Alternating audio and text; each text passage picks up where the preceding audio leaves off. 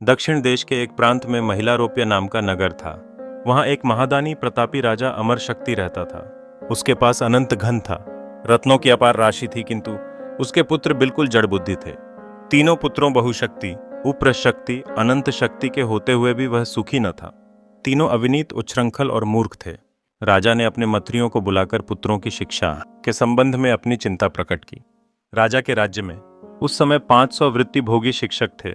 उनमें से एक भी ऐसा नहीं था जो राजपुत्रों को उचित शिक्षा दे सकता। अंत में राजा की चिंता को दूर करने के लिए सुमति नाम के मंत्री ने स्कल शास्त्र पारंगत आचार्य विष्णु शर्मा को बुलाकर राजपुत्रों का शिक्षक नियुक्त करने की सलाह दी। राजा ने विष्णु शर्मा को बुलाकर कहा कि यदि आप मेरे इन पुत्रों को शीघ्र ही राजनीतिज्ञ बना देंगे तो मैं आपको 100 गांव इनाम में दूंगा। विष्णु शर्मा ने हंसकर उत्तर दिया, महाराज, मैं अपनी विद्या को बेचता नहीं हूं, इनाम की मुझे इच्छा नहीं है। आपने आदर से बुलाकर आदेश दिया है, इसलिए 6 महीने में ही मैं आपके पुत्रों को राजनीतिज्ञ बना दूंगा। यदि मैं इसमें सफल न हुआ तो अपना नाम बदल डालूंगा। आचार्य का आश्वासन पाकर राजा ने अपने पुत्रों का शिक्षण भार उन पर डाल दिया और निश्चिंत हो गया। विष्णु शर्मा ने उनकी शिक्षा के लिए अनेक कथाएं बनाई। उन कथाओं के द्वारा उन्हें राजनीति और व्यवहार नीति की शिक्षा दी। उन कथाओं के संग्रह का नाम ही पंचतंत्र है। 5 प्रकरणों में उनका विभाजन होने से उसे पंचतंत्र नाम दिया गया है। राजपुत्र इन कथाओं को सुनकर 6 महीने में ही पूरे राजनीतिज्ञ बन गए। उन 5 प्रकरणों के नाम हैं मित्रभेद 2, मित्र संप्राप्ति 3, काकोलुकियम 4, लब्ध प्रणाशम और 5, अपरीक्षित कारकम। महिलारोप्य नाम के नगर में वर्धमान नाम का एक वणिक पुत्र रहता था। उसने धर्मयुक्त रीति से व्यापार में पर्याप्त धन पैदा किया था, किंतु उतने से उसे संतोष नहीं होता था और भी अधिक धन कमाने की इच्छा थी। 6 उपायों से ही धनोपार्जन किया जाता है: भिक्षा, राजसेवा, खेती, विद्या, सूद और व्यापार से। इनमें से व्यापार का साधन ही सर्वश्रेष्ठ है। व्यापार के भी अनेक प्रकार हैं। उनमें सबसे अच्छा यही है कि परदेश से उत्तम वस्तुओं का संग्रह करके स्वदेश में उन्हें बेचा जाए। यही सोचकर वर्धमान ने अपने नगर से बाहर जाने का संकल्प किया। मथुरा जाने वाले मार्ग के लिए उसने अपना रथ तैयार करवाया। रथ में 2 सुंदर सुदृढ़ बैल लगवाए। उनके नाम थे संजीवक और ननंदक। वर्धमान का रथ जब यमुना किनारे पहुंचा तो संजीवक नाम का बैल नदी तट की दलदल में फंस गया। वहां से निकलने की चेष्टा में उसका एक पैर भी टूट गया। वर्धमान को यह देखकर बड़ा दुख हुआ। 3 रात उसने बैल के स्वस्थ होने की प्रतीक्षा की। बाद में उसके सारथी ने कहा कि इस वन में अनेक हिंसक जंतु रहते हैं, यहाँ उनसे बचाव का कोई उपाय नहीं है। संजीवक के अच्छा होने में बहुत दिन लग जाएंगे। इतने दिन यहाँ रहकर प्राणों का संकट नहीं उठाया जा सकता। इस बैल के लिए अपने जीवन को मृत्यु के मुख में क्यों डालते हैं। तब वर्धमान ने संजीवक की रखवाली के लिए रक्षक रखकर आगे प्रस्थान किया। रक्षकों ने भी जब देखा कि संजीवक तो मर गया, हमने उसका दाह संस्कार कर दिया। वर्धमान यह सुनकर बड़ा दुखी हुआ, किंतु अब कोई उपाय न था। इधर संजीवक यमुना तट की शीतल वायु के सेवन से कुछ स्वस्थ हो गया। नदी के किनारे की धूप का अग्रभाग पशुओं के लिए बहुत बलदायी होता है। उससे निरंतर खाने के बाद वह खूब मांसल और दृष्ट पुष्ट हो गया। दिन भर नदी के किनारों को सींगों से पाटना और मदमत्त होकर गरजते हुए किनारों की झाड़ियों में सींग उलमलाकर खेलना ही उसका काम था। एक दिन उसी यमुना तट पर पिंगलक नाम का शेर पानी पीने आया। वहां उसने दूर से ही संजीवक की गंभीर हुंकार सुनी। उसे सुनकर वह भयभीत सा हो सिमटकर झाड़ियों में जा छिपा। शेर के साथ 2 गीदड़ भी थे, करटक और दमनक। ये दोनों सदा शेर के पीछे पीछे रहते थे। उन्होंने जब अपने स्वामी को भयभीत देखा तो आश्चर्य में डूब गए। वन के स्वामी का इस तरह भयातुर होना सचमुच बड़े अचम्भे की बात थी। आज तक पिंगलक कभी इस तरह भयभीत नहीं हुआ था। दमनक ने अपने साथी गीदड़ को कहा, कटक, हमारा स्वामी वन का राजा है, सब पशु उससे डरते हैं। आज वही इस तरह सिमटकर डरा सा बैठा है, प्यासा ही था, होकर भी वह पानी पीने के लिए यमुना तट तक जाकर लौट आया। इस डर का कारण क्या है?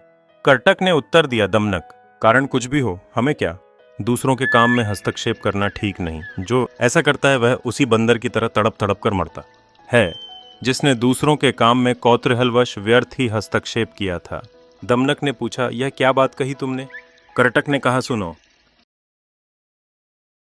दमनक, विशेष प्रयोजन तो कोई भी नहीं, फिर भी सेवक को स्वामी के हित की बात कहने के लिए स्वयं आना चाहिए।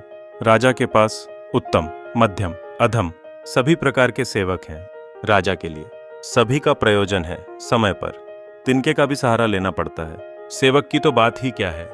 आपने बहुत दिन बाद आने का उपालंभ दिया है, उसका भी कारण है। जहाँ कांच की जगह मणि और मणि के स्थान पर कांच जड़ा जाए, वहाँ अच्छे सेवक नहीं ठहरते। जहाँ पारखी नहीं, वहाँ रत्नों का मूल्य नहीं लगता। स्वामी और सेवक परस्पर आश्रयी होते हैं, उन्हें एक दूसरे का सम्मान करना चाहिए। राजा तो संतुष्ट होकर सेवक को केवल सम्मान देते हैं, किंतु सेवक संतुष्ट होकर राजा के लिए प्राणों की बलि दे देता है। दमनक की बातों से प्रसन्न होकर बोला, तू तो हमारे भूतपूर्व मंत्री का पुत्र है, इसलिए तुझे जो कहना है निश्चिंत होकर कह दे। दमनक बोला, मैं स्वामी से कुछ एकांत में कहना चाहता हूँ।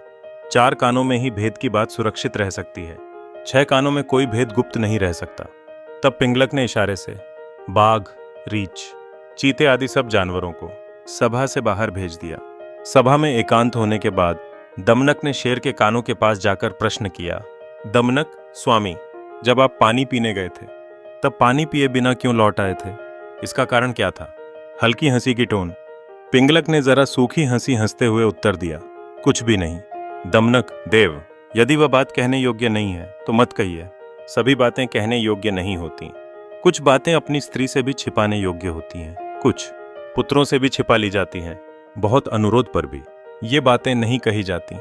पिंगलक ने सोचा, यह दमनक बुद्धिमान दिखता है, क्यों न इससे अपने मन की बात कह दी जाए। यह सोच वह कहने लगा, पिंगलक, दमनक, दूर से जो यह हुंकार की आवाज आ रही है उसे तुम सुनते हो? दमनक, सुनता हूं स्वामी। उससे क्या हुआ? पिंगलक, दमनक, मैं इस वन से चले जाने की बात सोच रहा हूं। दमनक, किस लिए भगवान? पिंगलक, इसलिए कि इस वन में यह कोई दूसरा बलशाली जानवर आ गया है। उसी का यह भयंकर घोर गर्जन है, अपनी आवाज की तरह। वह स्वयं भी इतना ही भयंकर होगा, उसका पराक्रम भी उतना ही भयानक होगा। दमनक, स्वामी, ऊंचे शब्द मात्र से भय करना युक्ति युक्त नहीं है। ऊंचे शब्द तो अनेक प्रकार के होते हैं। मेरी, मृदंग, पटह, शंख, काहल आदि अनेक वाद्य हैं जिनकी आवाज बहुत ऊंची होती है। उनसे कौन डरता है? यह जंगल आपके पूर्वजों के समय का है, वे यहीं राज्य करते रहे हैं। इसे इस तरह छोड़कर जाना ठीक नहीं। ढोल भी कितने जोर से बजता है। गोमायु को उसके अंदर जाकर ही पता लगा कि वह अंदर से खाली था। पिंगलक ने कहा, गोमायु की कहानी कैसी है? दमनक ने तब कहा, ध्यान देकर सुनिए। ढोल की पोल शब्द मात्र से डरना उचित नहीं। गोमायु नाम का गीदड़ एक बार भूखा प्यासा जंगल में घूम रहा था। घूमते घूमते वह एक युद्ध भूमि में पहुंच गया। वहां 2 सेनाओं में युद्ध होकर शांत हो गया था, किंतु एक ढोल अभी तक वहीं पड़ा था। उस ढोल पर इधर उधर की बेलों की शाखाएं हवा से हिलती हुई प्रहार करती थीं। उस प्रहार से ढोल से बड़े जोर की आवाज होती थी। आवाज सुनकर गोमायु बहुत डर गया। उसने सोचा, इससे पूर्व कि यह भयानक शब्द वाला जानवर मुझे देखे, मैं यहां से भाग जाता हूं। किंतु दूसरे ही क्षण उसे याद आया कि भय या आनंद के उद्वेग में हमें सहसा कोई काम नहीं करना चाहिए, पहले भय के कारण की खोज करनी चाहिए। यह सोचकर वह धीरे धीरे उधर चल पड़ा जिधर से शब्द आ रहा था। शब्द के बहुत निकट पहुंचा तो ढोल को देखा। ढोल पर बेलों की शाखाएं चोट कर रही थीं। गोमायु ने स्वयं भी उस पर हाथ मारने शुरू कर दिए। ढोल और भी जोर से बज उठा। गीदड़ ने सोचा, यह जानवर तो बहुत सीधा साधा मालूम होता है, इसका शरीर भी बहुत बड़ा है, मांसल भी है, इसे खाने से बहुत दिनों की भूख मिट जाएगी, इसमें चर्बी, मांस, रक्त खूब होगा। यह सोचकर उसने ढोल के ऊपर लगे चमड़े में दांत गड़ा दिए। चमड़ा बहुत कठोर था। गीदड़ के 2 दांत टूट गए। बड़ी कठिनाई से ढोल में एक छिद्र हुआ। उस छिद्र को चौड़ा करके गोमायु गीदड़ जब ढोल में घुसा तो यह देखकर बड़ा निराश हुआ कि वह तो अंदर से बिल्कुल खाली है, उसमें रक्त, मांस, मज्जा थे ही नहीं। इसीलिए मैं कहता हूं कि शब्द मात्र से डरना उचित नहीं है। पिंगलक ने कहा, मेरे सभी साथी उस आवाज से डरकर जंगल से भागने की योजना बना रहे हैं, इन्हें किस तरह धीरज बंधाऊं? दमनक बोला, इसमें इनका क्या दोष? सेवक तो स्वामी का ही अनुकरण करते हैं। जैसा स्वामी होगा वैसे ही उसके सेवक होंगे। यह संसार की रीति है। आप कुछ काल धीरज रखें, साहस से काम लें। मैं शीघ्र ही शब्द का स्वरूप देखकर आऊंगा। पिंगलक ने पूछा, तू वहां जाने का साहस कैसे करेगा? दमनक बोला, स्वामी के आदेश का पालन करना ही सेवक का काम है। स्वामी की आज्ञा हो तो आग में कूद पड़ूं, समुद्र में छलांग मार दूं। पिंगलक ने कहा, दमनक, जाओ इस शब्द का पता लगाओ, तुम्हारा मार्ग कल्याणकारी हो, यही मेरा आशीर्वाद है। तब दमनक पिंगलक को प्रणाम करके संजीवक के शब्द की ध्वनि का लक्ष्य बांधकर उसी दिशा में चल दिया। दमनक के जाने के बाद पिंगलक ने सोचा, यह बात अच्छी नहीं हुई कि मैंने दमनक का विश्वास करके उसके सामने अपने मन का भेद खोल दिया। कहीं वह उसका लाभ उठाकर दूसरे पक्ष से मिल जाए और उसे मुझ पर आक्रमण करने के लिए उकसा दे तो बुरा होगा। मुझे दमनक का भरोसा नहीं करना चाहिए था। यह पदच्युत है। उसका पिता मेरा प्रधानमंत्री था। एक बार सम्मानित होकर अपमानित हुए सेवक विश्वास पात्र नहीं होते। वे सदा अपने अपमान का बदला लेने का अवसर खोजते रहते हैं। इसीलिए किसी दूसरे स्थान पर जाकर दमनक की प्रतीक्षा करता हूं। यह सोचकर वह दमनक की राह देखता हुआ दूसरे स्थान पर अकेला चला गया।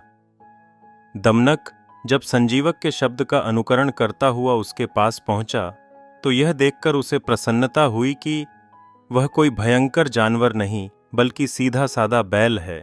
उसने सोचा, अब मैं संधि विग्रह की कूटनीति से पिंगलक को अवश्य अपने वश में कर लूंगा। आपत्तिग्रस्त राजा ही मंत्रियों के वश में होता है।